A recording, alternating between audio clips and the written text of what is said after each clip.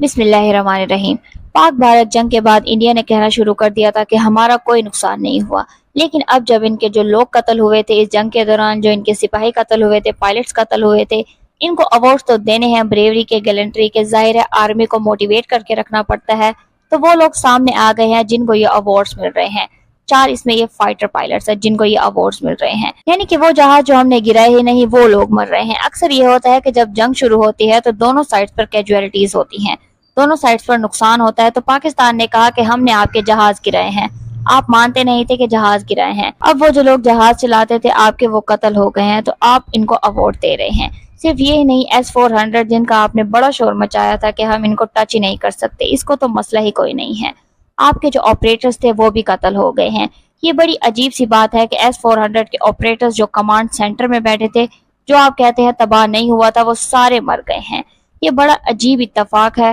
250 سے زائد آپ کے لوگ مر گئے ہیں line of control per shelling کی وجہ سے، جو ہم بار بار کہتے تھے کہ ہم نے ایک ملٹری کیمپ کو ہٹ کیا ہے۔ جو آپ کے ویپنز ڈیپو تھے اس کو چلانے والے وہ مر گئے، تو اب جو ان کی فوج ہے وہ بالکل ہیلٹر سکیلٹر ٹائپ سچویشن کے اندر ہے، ان کو سمجھ نہیں آ رہی کہ وہ کیا کرے۔ ایک طرف وہ گورنمنٹ کو بلیم کرتے ہیں کہ وہ رسپانس کیوں نہیں دے پائی ٹائملی، اور دوسری طرف جو گورنمنٹ ہے وہ ان کو بلیم کرتی ہے، لیکن ہر آنے والے دن میں پاکستان کا جو بیس کلیم تھا کہ ہم نے انڈیا کو شکست دی ہے وہ چیز سچ ثابت ہوتی جا رہی ہے۔ اس کے علاوہ ایک اور اہم خبر وہ یہ ہے کہ یوکے میں ایک لارجسٹ ملٹری ایئر شو ہو رہا ہے، اس میں پاکستان کے JF-17 تھنڈرز اور اس کے علاوہ 7-130 ہرکولیس جو ہیں وہ گئے ہیں، اور ساؤتھ ایشیا کی 50 ایئرز کی ہسٹری میں کہا جا رہا ہے کہ پاکستان نے جو اپنی ایئر پاور دکھائی ہے by downing 5 jets of India, اس کے حوالے سے جتنے بھی ایئر پاور کو سمجھنے والے، ایئر فورس کو سمجھنے والے، ایئر ڈیفنس کو سمجھنے والے اور ٹیکنالوجی میں انٹرسٹ رکھنے والے جتنے بھی لوگ ہیں وہ بہت زیادہ ایکسائٹیڈ ہیں کہ ہم پاکستانی ٹریننگ کو دیکھنا چاہتے ہیں،